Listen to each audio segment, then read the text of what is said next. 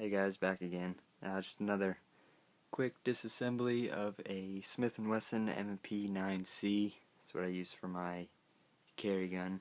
There's a couple different ways you can take this apart. Make sure weapon's clear. You're good to go. I like to do just lock the slide back. All you gotta do is slide this down, release, pull the trigger, which releases the slide. This is a captured spring, so you just got to compress it just a little bit, and barrel comes right out. And this reassembly, well, quite simple.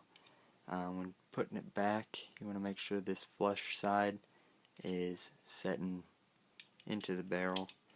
Again, you got to compress it a little bit. Make sure it's seated nice,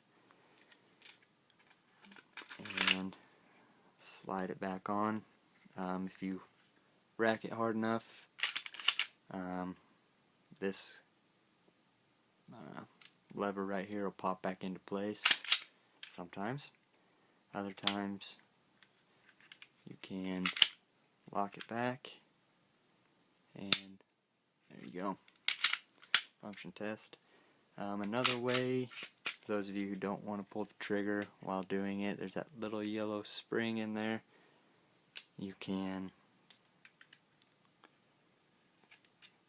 push that down. Again, do the same thing here.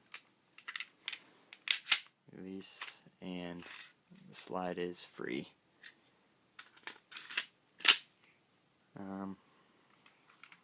Putting it back, slide that. All you gotta do, shove a mag in it, and it is good to go.